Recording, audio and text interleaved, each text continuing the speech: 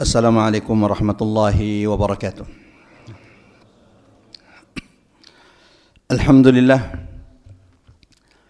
Alhamdulillahilladzi la ilaha illa huwal ahadus samad. Lam yalid wa lam yulad wa lam yakul lahu kufuwan ahad. Ashhadu an la ilaha illallah wahdahu la syarika lah. وأشهد أن محمدًا عبد الله ورسوله المبعوث رحمة للعالمين اللهم صل وسلم على محمد وعلى آله وصحابته ومن تبعهم بإحسان إلى يوم الدين أما بعد اللهم ارفعنا بالقرآن اللهم انفعنا بالقرآن اللهم علمنا القرآن قل إن صلاتي ونسكي ومحياي ومماتي لله رب العالمين رضيت بالله ربا وبالإسلام دينا وبمحمد صلى الله عليه وسلم نبيا ورسولا. Ikhwata liman azanallahu wa iyyakum ajma'in. Jamaah rahmat Allah, mengawali majlis ilmu kita pada subuh hari ini setelah kita melaksanakan salat subuh berjamaah, yang mudah-mudahan insyaallah setiap langkah kaki kita subuh hari ini dengannya Allah hapuskan, Allah bersihkan, Allah gugurkan dosa-dosa kita semuanya. Dan mudah-mudahan dengan setiap langkah kita ke masjid subuh hari ini Allah tinggikan derajat kita kelak di surga Allah Subhanahu wa taala.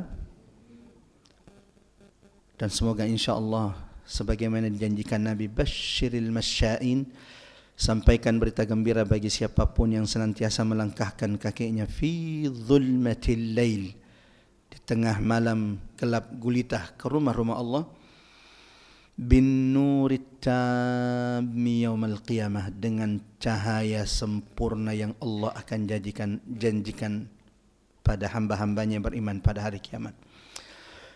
Jamaah rahmatullah, ikhwatal iman azanallahu wa iyyakum ajma'in. Mengawali kajian kita pada subuh hari ini, sama-sama kita mengagungkan asma Allah di majlis ini. Subhanallah walhamdulillah wa la ilaha illallah, Allahu akbar. Mudah-mudahan saat ini Allah turunkan keberkahan di tengah-tengah kita. Mudah-mudahan saat ini Allah juga turunkan rahmat di tengah-tengah kita. Majlis ini dikelilingi malaikat-malaikat Allah yang senantiasa beristighfar, mendoakan siapapun yang ada di majlis ini. Dan semoga saat ini majlis perkumpulan kita ini sedang dibangga-banggakan Allah di hadapan majlis, di hadapan perkumpulan malaikat-malaikat Allah Subhanahu wa ta'ala.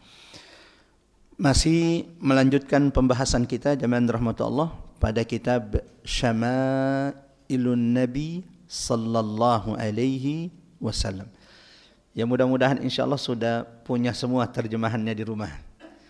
Kalau belum punya terjemahan buku ini, sekali lagi ya Abdallah, ya ummatal Islam, tidak mungkin kita mencintai Nabi jika tidak mengenali Nabi sallallahu alaihi wasallam. Buku ini insyaallah banyak kita temukan di online shop, menjelaskan kepada kita dari A sampai Z tentang Rasulullah sallallahu alaihi wasallam. Allahu akbar. Dan alhamdulillah kita sudah membahas beberapa bab di pertemuan kita. Terakhir bab 9, yaitu bab tentang gambaran kehidupan Rasulullah sallallahu alaihi wasallam, bab ma jaa fi 'aishi Rasulillah. Bab ini menjelaskan seperti apa kehidupan sehari-hari Nabi. Makannya Nabi, minumnya Nabi. Agar ini menjadi gambaran bagi umat Nabi Muhammad sallallahu alaihi wasallam bahwa manusia termulia sekalipun ternyata ujiannya seperti ini. Dan kalau kita diuji, ingatlah ujian yang pernah menimpa Rasulullah sallallahu alaihi wasallam. Dan semoga dengan mengetahui bab tentang kehidupan Nabi sallallahu alaihi wasallam atau gambaran seperti apa kehidupan Rasulullah sallallahu alaihi wasallam, Ini semakin menguatkan, menyabarkan kita di atas ujian. Tidak ada manusia yang tidak diuji. Sampai kapan kita diuji? Sampai perjumpaan dengan Allah Subhanahu wa ta'ala. Dan ini Allah tegaskan, bahkan Allah bersumpah sampai 4 kali dalam Quran. Quran surah Al-Balad. La uqasimu bihadzal balad. Sungguh aku bersumpah dengan negeri ini, wahai Muhammad. Yang dimaksud negeri di sini, Al-Balad, adalah negeri Mekah. Wa anta hillum bihadzal balad. Dan aku bersumpah dengan engkau, wahai Muhammad, yang tinggal di negeri Mekah ini. Di antara penjelasan ulama dalam tafsirnya, ayat ini menjadi isyarat dari awal bahwa Nabi itu akan kembali ke kota Mekah.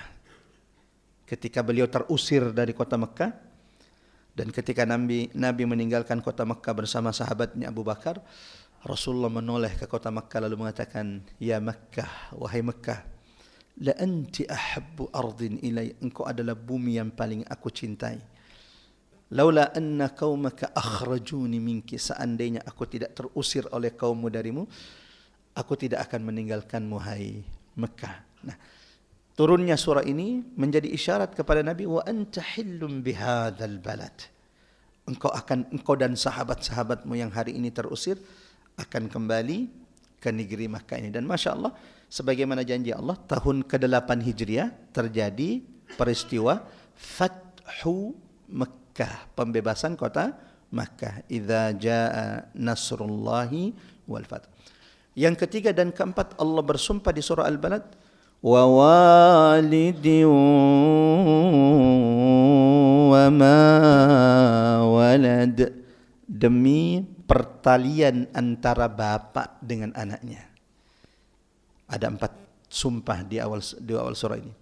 Dan kaedahnya jamaah rahmat Allah, ini mohon dicatat baik-baik supaya nanti ketika baca Quran ketemu sumpah di dalam Quran, jangan lewat kecuali sudah faham, sudah tahu apa yang Allah ingin tegaskan kepada kita. Quran itu tidak ada yang tidak penting. Tapi kalau sudah Allah bersumpah, itu menunjukkan ada perkara, ada hal penting yang Allah ingin sampaikan. Allah ingin tegaskan kepada orang-orang yang beriman, orang-orang yang membaca Al-Quran. Apa berita pentingnya?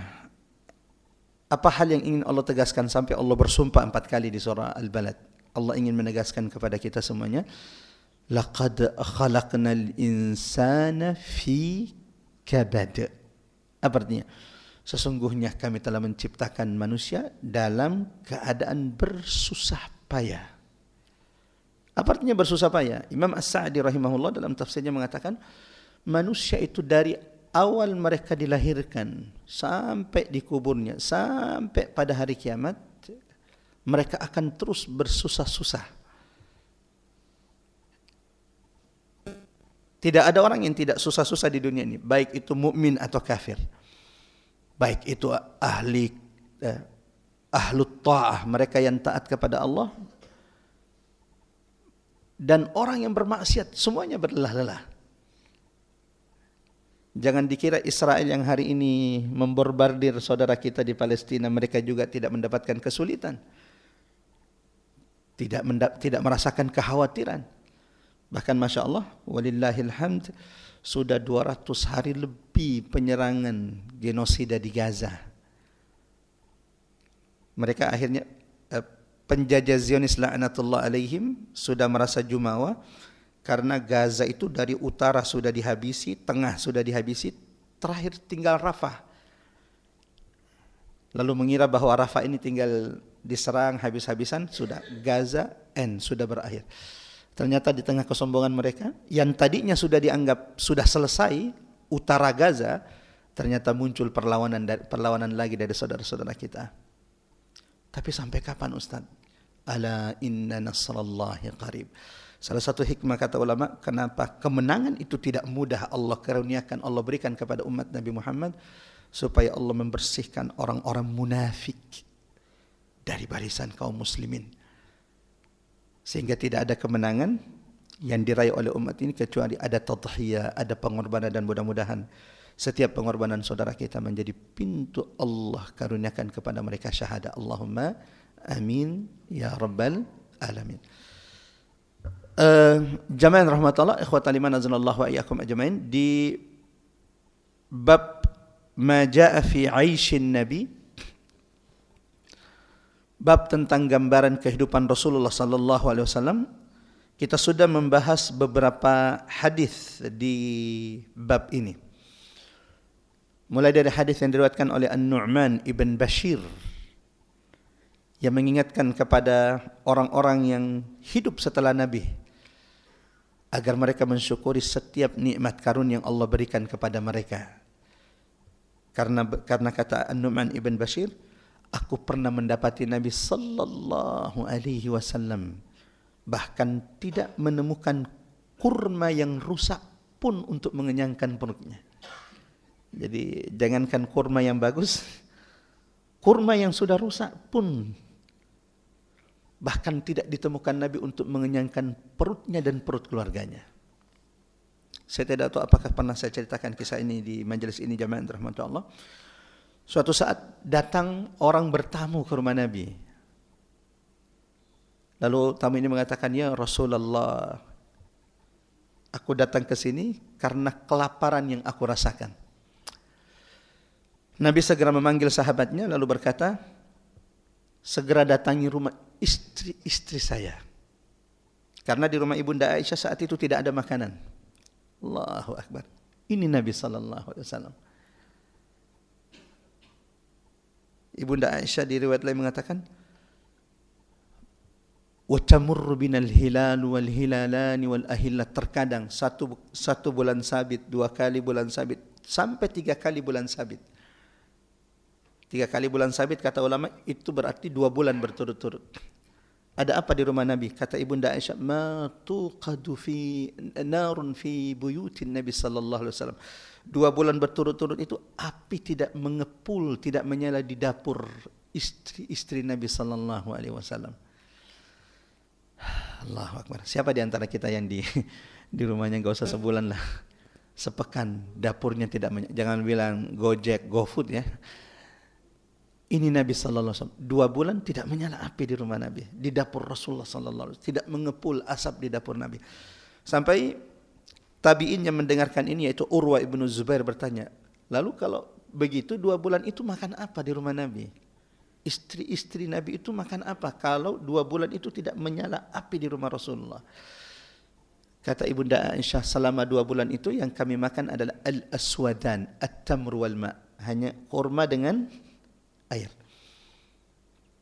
Di dalam Quran Allah abadikan bagaimana istri-istri Nabi itu pernah sepakat minta tambahan uang belanja kepada Nabi.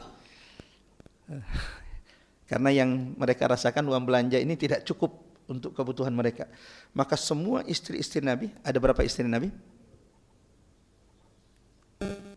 Halo?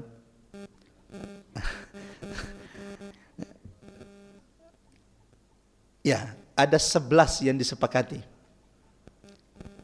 11 ini maksudnya disepakati mereka ini adalah istri-istri Nabi. Ada riwayat lain mengatakan 13 jika dimasukkan Maria Al-Qibtiyah dengan Ibunda Rayhana. Yang hidup setelah Nabi sallallahu alaihi wasallam 9. Dari 11 istri Nabi, 2 wafat sebelum Nabi. Ibunda Khadijah wafat di Mekah. Yang kedua Ibunda Zainab bintu Khuzaimah meninggal di Madinah. Dan 9 istri Nabi itu hidup setelah Nabi sallallahu alaihi wasallam.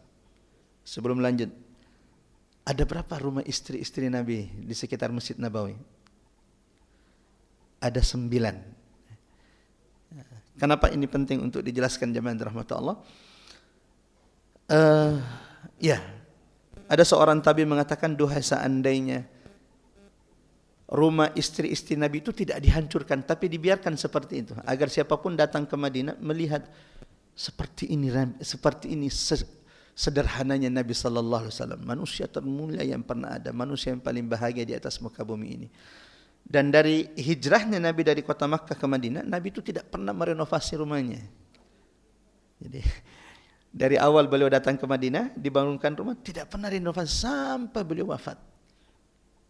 Tapi Nabi tidak pernah meninggalkan kurban. Dan mudah-mudahan insyaAllah tahun ini Allah lapangkan rezeki bagi kita dan kita dimampukan Allah untuk berkorban. Amin. Ya Rabbal Alamin. Ustaz, Nabi itu berkorban dengan apa? Tergantung. Kalau Nabi itu lagi sulit, ya, kehidupan Nabi lagi sulit, maka Nabi akan menyembelih 1 ekor domba kambing, mewakili semua keluarga beliau, bahkan mewakili umatnya Nabi Muhammad sallallahu alaihi wasallam. Tapi kalau lagi lapang, Masya Allah, dan Nabi Muhammad adalah manusia yang senantiasa dilapangkan Allah. Sebagaimana terjadi di Haji Wada. Di Haji Wada itu, jamaah yang dirahmati Allah, Nabi itu berkurban dengan 100 onta.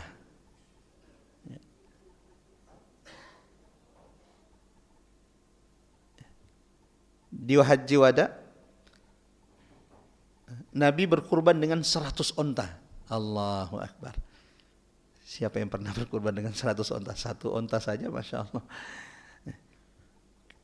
63 di antara onta tersebut disembelih langsung oleh Nabi sallallahu alaihi wasallam. Sisanya oleh sahabat-sahabat Nabi sallallahu alaihi wasallam, di antaranya Ali bin Abi Thalib radhiyallahu an. Ya. Itu tadi gambaran sebagian riwayat yang sudah kita sampaikan, jemaah rahmatullah. Tadi saya ingin menceritakan tentang tamu yang datang ke rumah Nabi. Lalu Nabi suruh sahabat mendatangi rumah istri-istri Nabi karena ternyata di rumah ibunda Aisyah tidak ada makanan untuk menjamu tamu Rasulullah sallallahu alaihi wasallam. Setelah sahabat mendatangi semua istri Nabi sama, ya Rasulullah, salam ta'zim dari istri-istrimu tapi tidak ada makanan di rumah istri-istrimu. Maka Nabi kemudian mengumumkan ke beberapa sahabat yang ada di depannya, Man yudhifu dhaifa Rasulillah hadhihi laila. Wahai sahabatku, siapakah di antara kalian yang berkenan menjamu tamunya Rasulullah malam ini? Tiba-tiba seorang sahabat mengatakan, Ana ya Rasulullah, biarkan malam ini aku yang menjamu tamunya Nabi. Diundang orang tersebut ke rumahnya, dia tanya istrinya, Madza indana? Apa makanan yang kita miliki? Kata istrinya, wahai suamiku, kita tidak punya makanan illa qutus sibyah, kecuali makanan untuk anak kita. Bahkan untuk kita juga tidak cukup. Allahu Akbar. Sebentar, ternyata di rumahnya tidak ada makanan kecuali hanya untuk anaknya, bahkan untuk mereka berdua suami istri tidak cukup. Tapi lihat kedermawanan yang diajarkan Nabi kepada sahabat-sahabatnya. Maka sahabat ini mengatakan, kalau begitu tidurkan anak-anakmu, buat seakan-akan kita sedang makan malam. Setelah itu ditidurkan anaknya, baru kemudian dijamu tamu Rasulullah sallallahu alaihi wasallam, sementara mereka sekeluarga malam itu tidur dengan kelaparan. Dan Allah Maha melihat atas apa yang dilakukan sahabat ini, dan Allah sampaikan sanjungannya kepada Nabi sallallahu alaihi wasallam atas apa yang dilakukan sahabat ini. Sehingga keesokan harinya Nabi menemui sahabat ini lalu mengatakan, Qad ajiballahu bisani'ikum. Allah begitu bangga dengan apa yang kalian lakukan dengan tamu Rasulullah sallallahu alaihi wasallam. Di dalam Quran Allah menyanjung penduduk Ansar, wa yu'thiruna ala anfusihim walau kana bihim khasasa. Orang-orang Ansar itu mendahulukan saudara-saudara mereka walau mereka juga membutuhkannya. Ini yang disebut dengan ithar, mendahulukan saudara kita. Kemudian jamaah rahmatullah, kita baca hadis berikutnya. An Utbah ibn Ghazwan, dari sahabat Utbah ibn Ghazwan radhiyallahu an, qala laqad ra'aituni wa inni lasabi'u sab'atin ma'a Rasulillah. Sungguh engkau mendapati aku ini adalah orang yang ketujuh masuk Islam bersama Rasulullah sallallahu alaihi wasallam. Allahu Akbar, masuk Islam ketujuh. Berarti ini disebut dengan apa? As-sabiqunal awwalun. Orang yang pertama-tama kali masuk Islam. Yang pertama dari laki-laki dewasa siapa? Laki-laki dewasa Abu Bakar. Yang pertama kali masuk Islam dari anak-anak Ali bin Abi Thalib radhiyallahu an. Yang pertama kali masuk Islam dari wanita dewasa Khadijah bintu Khuwailid. Yang pertama kali masuk Islam dari hamba sahaya Zaid ibn Harithah radhiyallahu an. Walau kemudian dimerdekakan oleh Rasulullah sallallahu alaihi wasallam, bahkan sahabat ini pernah menjadi anak angkat Nabi sallallahu alaihi wasallam, Zaid bin Muhammad. Sampai Allah turunkan ayat agar Nabi menghapus namanya dan mengembalikan nama orang tuanya. Dan ini perlu diingatkan kepada siapapun yang mengadopsi anak, siapapun yang memelihara anak, mengambil anak angkat, haram mengikutkan namamu di belakang nama mereka. Karena banyak orang akhirnya bermudah-mudah. Kasihan Ustaz, nanti kalau dia tahu, jamaah ini syariat. Dan tidak ada syariat yang Allah tegakkan dan Allah perintahkan kepada kita kecuali untuk maslahat kita. Yang bahaya nanti adalah kalau dia kemudian besar dan anak angkatnya laki-laki, tidak diberitahu oleh orang tuanya, ketika orang tuanya tiba-tiba meninggal, lalu dia ingin mengambil warisan yang lebih banyak karena merasa anak laki-laki dan dia harus mengambil lebih banyak dari anak perempuan, padahal dia bukan ahli waris yang asli. Ya, kalau mau dikasih boleh, tapi dia tidak punya hak waris dari orang tuanya atau ayah angkatnya atau orang tua angkatnya. Mudah-mudahan ini menjadi pencerahan jemaah rahmatullah, karena kami dapati beberapa kasus orang tuanya itu tetap, orang tua angkatnya atau yang mengadopsi tetap menuliskan namanya. Enggak tegalah Ustaz. Tidak tega di dunia, di akhirat dia akan tahu kebohongan dia sampai engkau mati. Engkau bohongi dia sampai engkau mati, engkau meninggalkan dunia ini. Kenapa? Karena dia akan dipanggil dengan nama orang tuanya. Nah, itu pentingnya jamaah rahmatullah kita memahami beberapa permasalahan fikih seputar hukum bagaimana mengambil anak angkat. Lanjut. Dari Utbah ibn Ghazwan, ini adalah sahabat yang pertama-tama kali masuk Islam. Bahkan ternyata urutan dia masuk Islam adalah yang ketujuh. Berarti sebelumnya ada Abu Bakar As-Siddiq, Zaid ibn Harithah, ada Abdullah ibn Mas'ud. Ini termasuk as-sabiqun al-awwalun. Kita dengarkan bagaimana beliau menggambarkan seperti apa kehidupan Nabi sallallahu alaihi wasallam. Kata beliau radhiyallahu an, Utbah ibn Ghazwan, aku pernah bersama 7 orang yang pertama-tama kali masuk Islam bersama Nabi sallallahu alaihi wasallam. Ma lana ta'amun illa warqus syajar. Kami tidak punya makanan mengganjal perut kami. Ketujuh orang tersebut yang pertama-tama masuk Islam bersama Nabi, kami pernah melalui hari-hari, kami tidak punya makanan. Ma lana ta'amun, kami tidak punya makanan mengganjal perut kami illa warqus syajar, kecuali dedaunan. Tidak menemukan makanan sampai sahabat 7 orang ini bersama Nabi harus makan dedaunan. Beberapa ulama menyebutkan bahwa peristiwa ini ketika Nabi diboikot. Kan kalau kita belajar sirah Nabi sallallahu alaihi wasallam, dan saya menganjurkan kepada jemaah, kalau umrah Makkah Madinah, maksimalkan mengenal lebih dekat dengan Nabi sallallahu alaihi wasallam.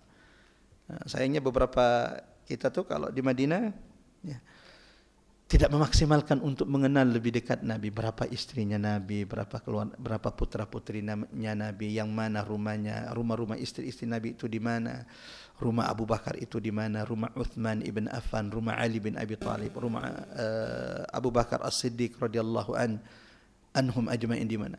Semakin kita mengetahui ini jamaah, itu memudahkan kita untuk menghayati, memahami sirah baginda Nabi sallallahu alaihi wasallam. Jadi peristiwa di mana sahabat ini tidak menemukan makanan kecuali dedaunan, itu ketika peristiwa di mana Nabi dan sahabatnya diboikot. Kapan itu? Peristiwa hisar, muhasaratun Nabi, peristiwa boikot kepada Nabi dan sahabat-sahabat Nabi, bukan cuma sahabat-sahabat Nabi, bahkan kepada Bani Hashim. Ya, itu terjadi dari tahun ke-7 kenabian sampai tahun ke-10 kenabian. Berapa lama berarti Nabi diboikot? 3 tahun.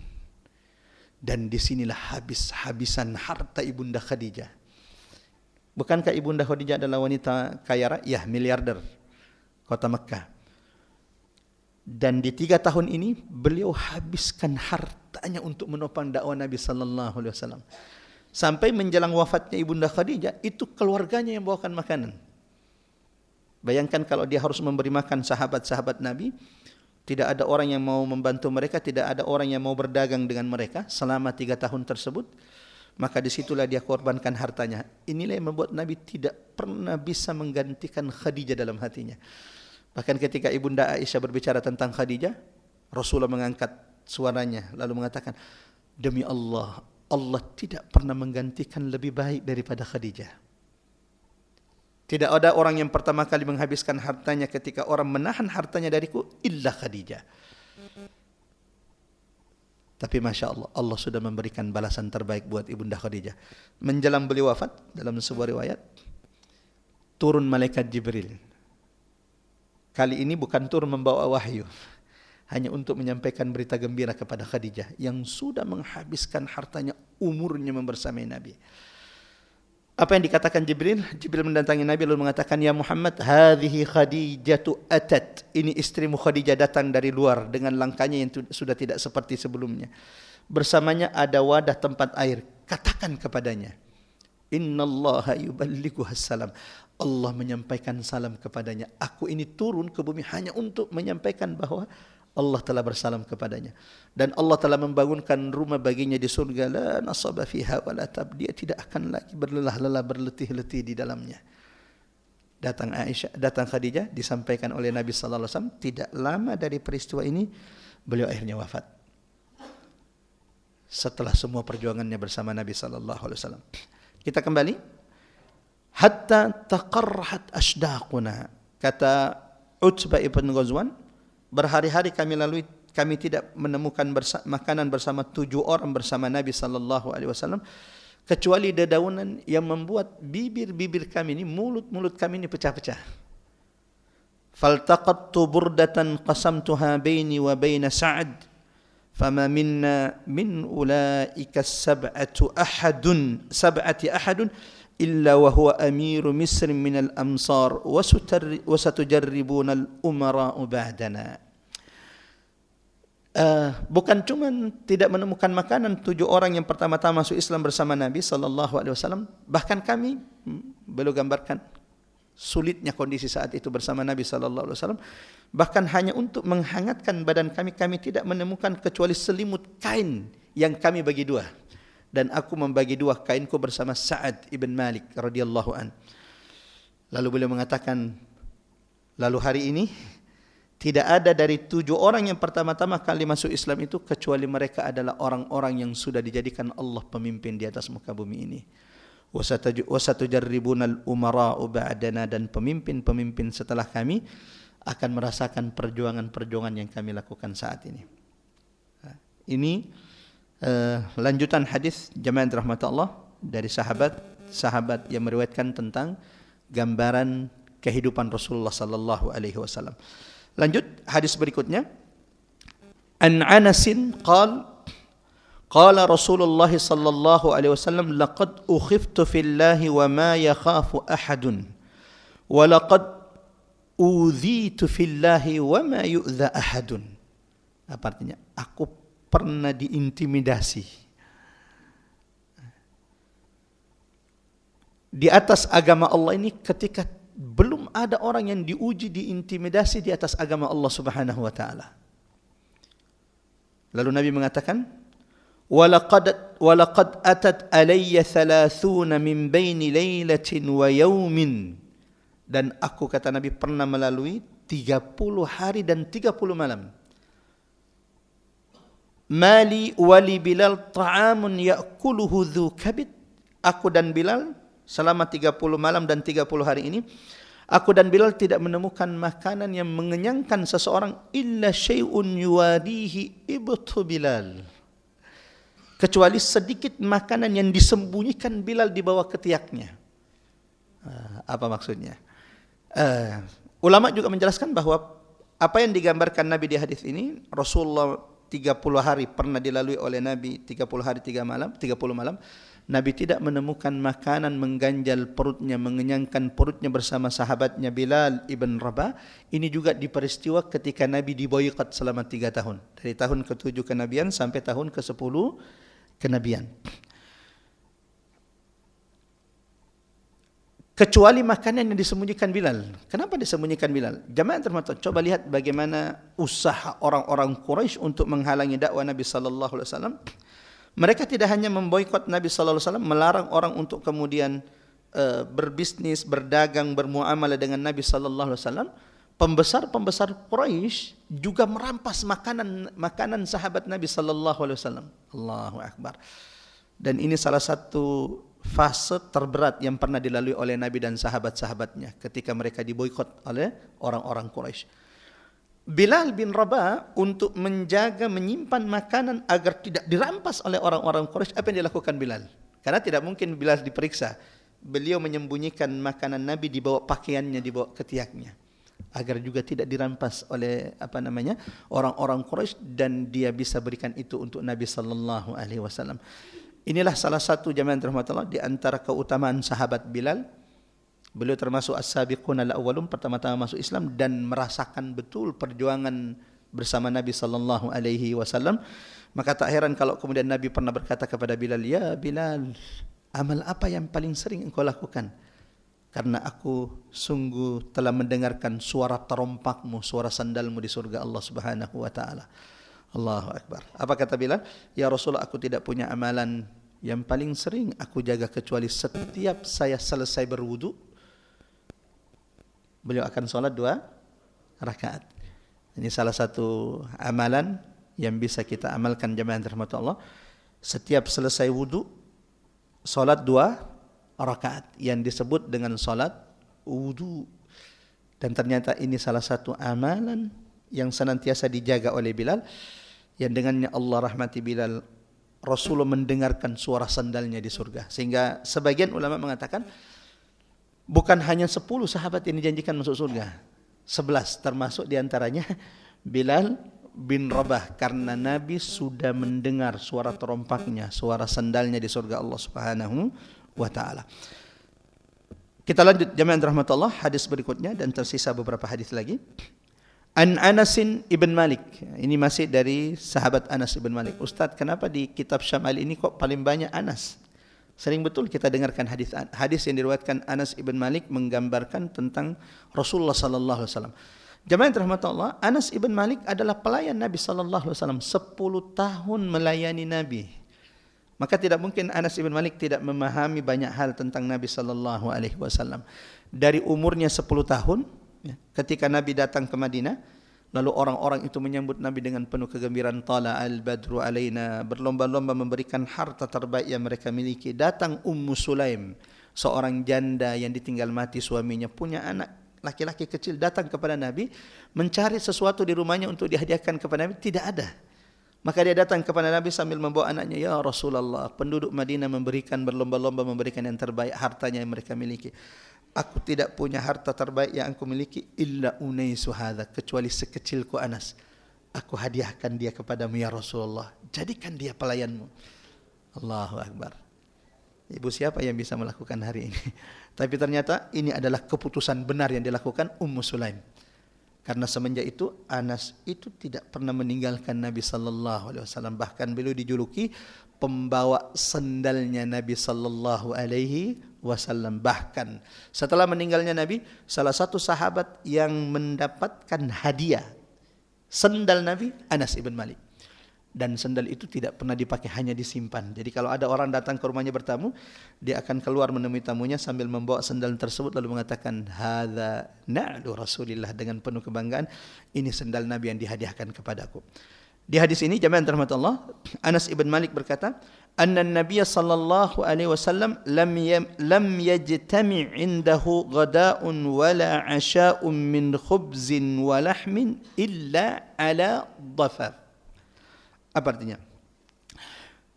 Anas bin Malik berkata, Nabi sallallahu alaihi wasallam tidak pernah berkumpul untuknya makan siang sekaligus makan malam dengan roti dan daging, illa ala dhafaf. Nabi itu tidak makan siang dan makan malam dengan roti dan daging.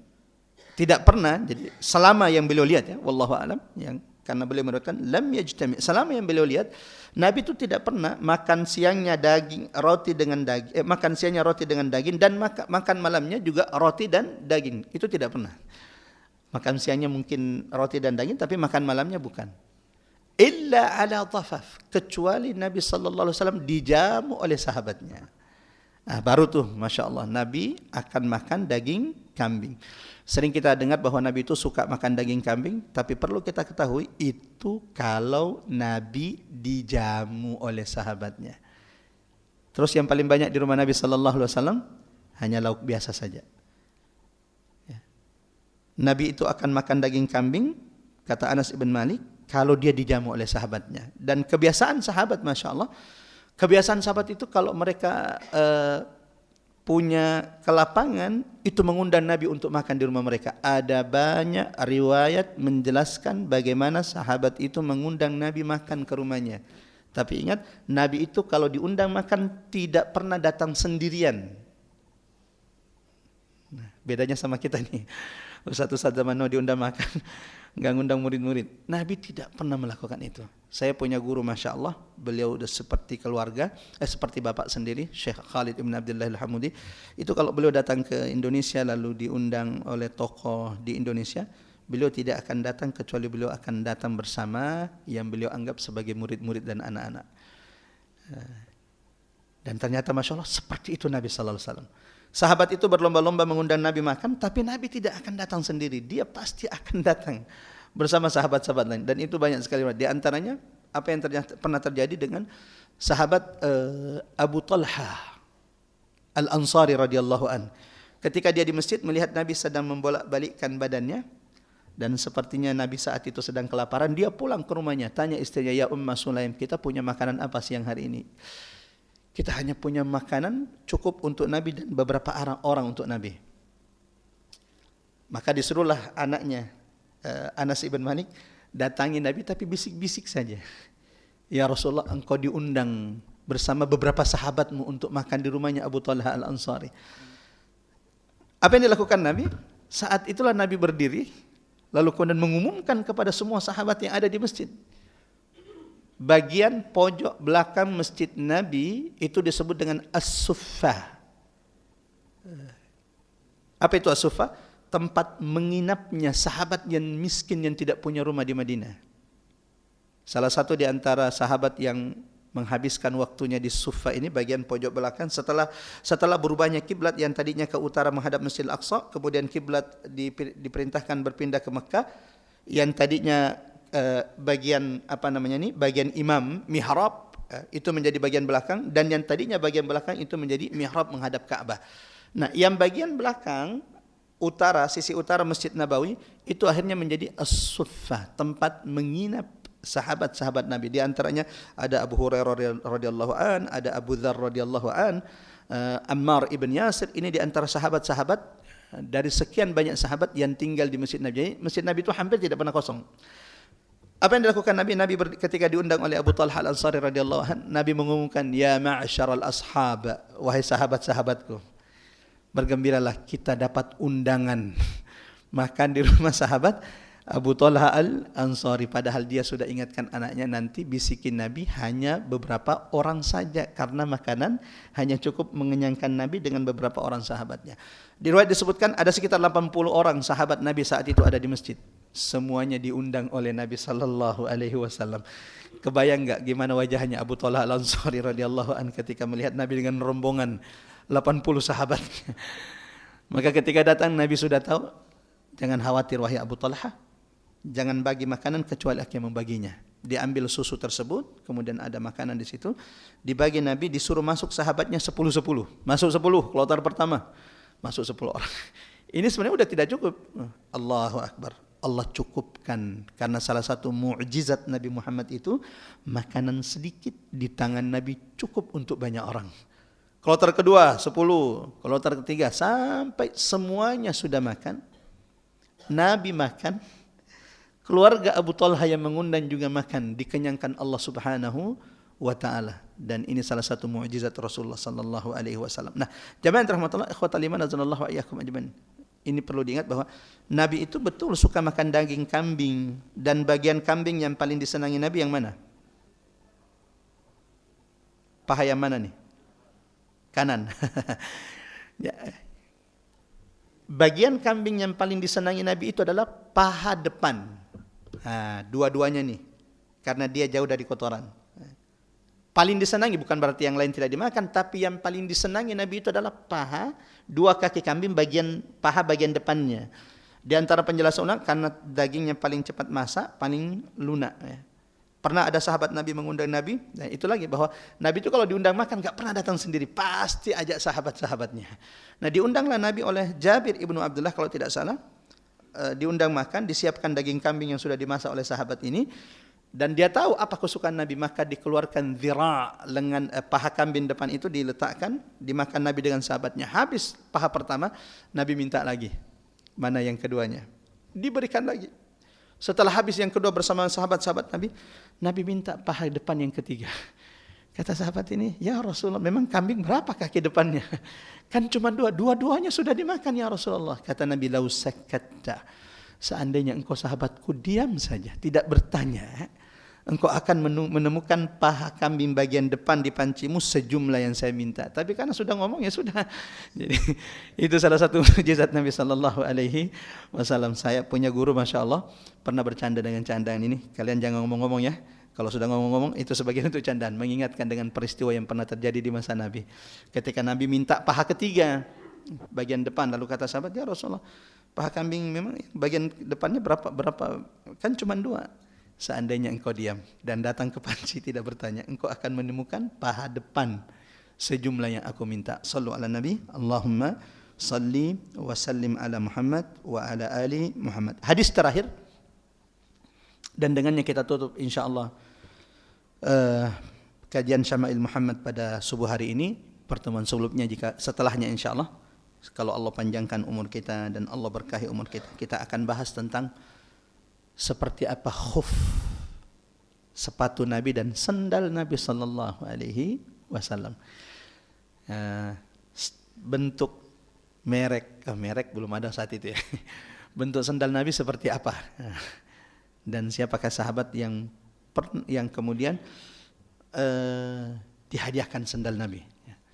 Ini pertemuan selanjutnya insyaAllah. Kita selesaikan hadis terakhir di bab tentang gambaran kehidupan Rasulullah Sallallahu Alaihi Wasallam.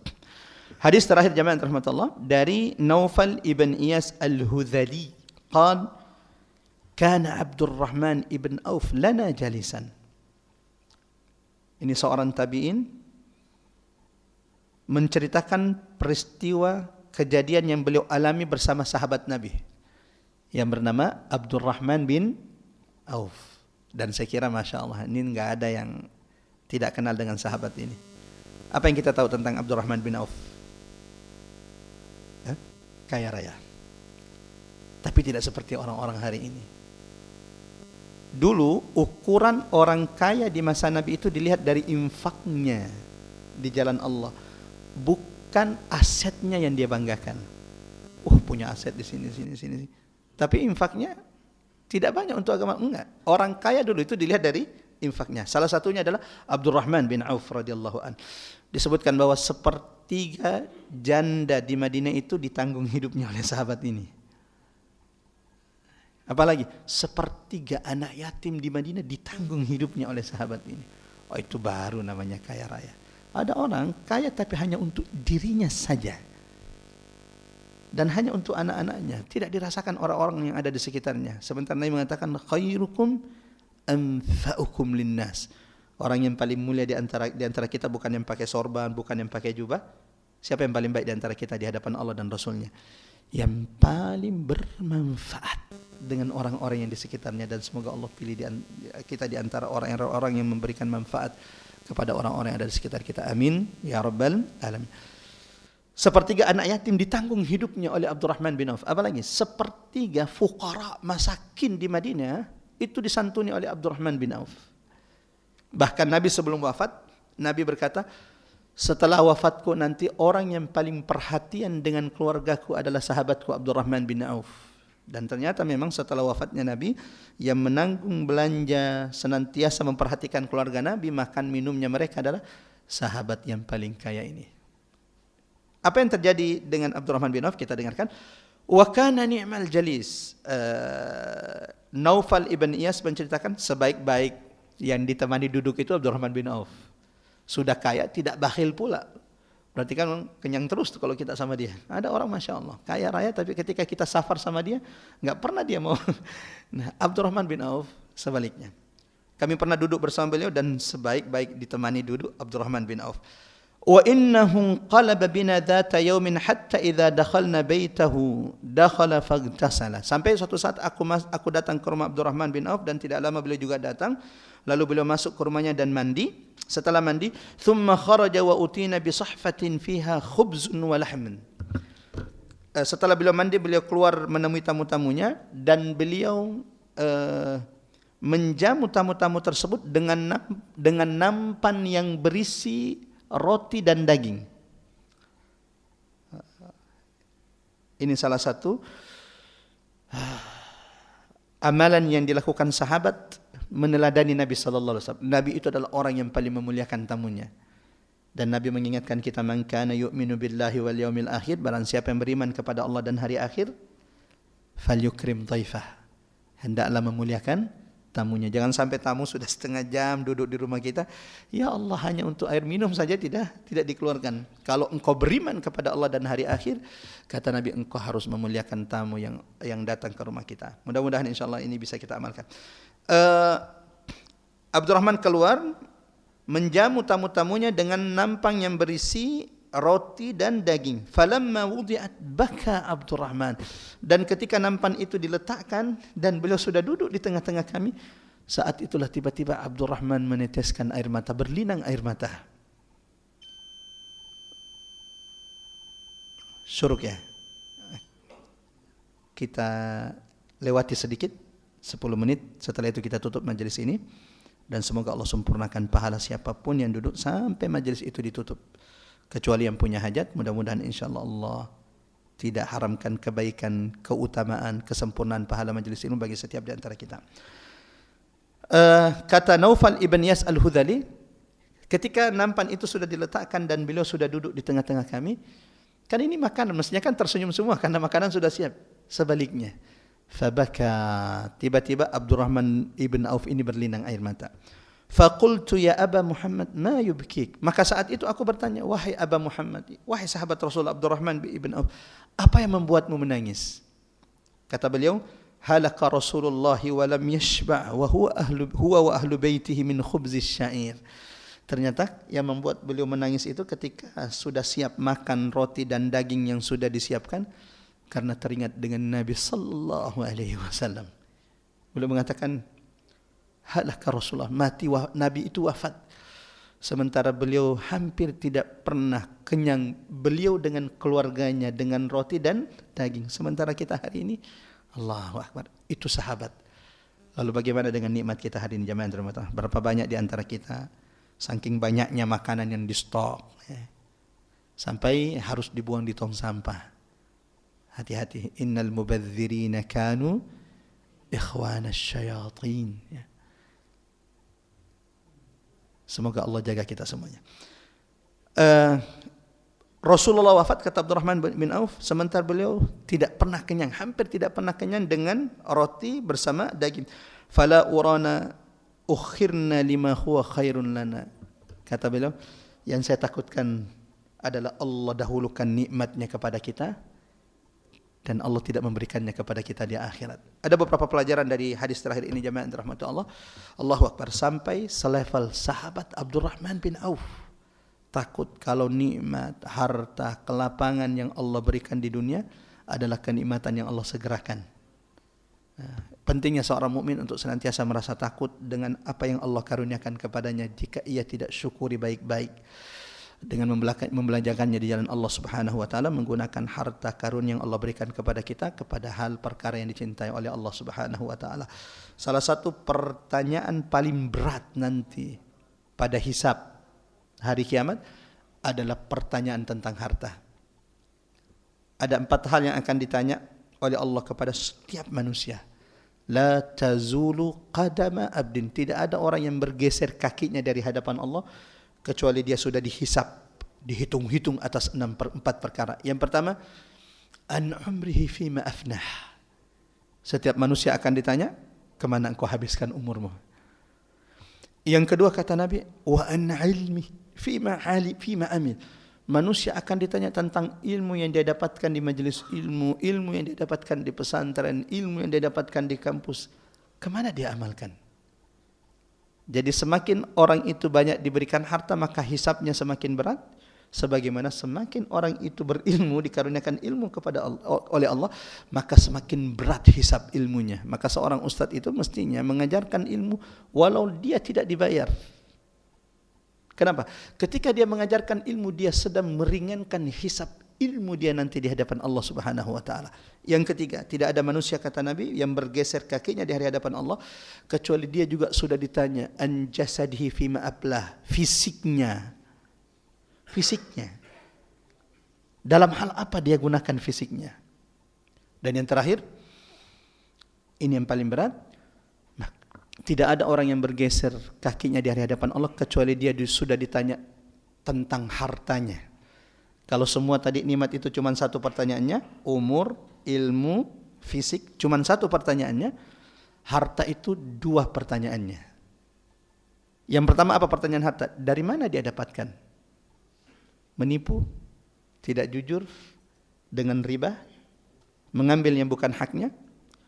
Ya Rabb, Engkau maha mengetahui ini semua dari yang halal. Kalaupun dari halal semua, belum berakhir. Ini belum selesai hisabnya, hartanya. Selamat karena sebuah hartanya didapatkan dengan cara yang halal.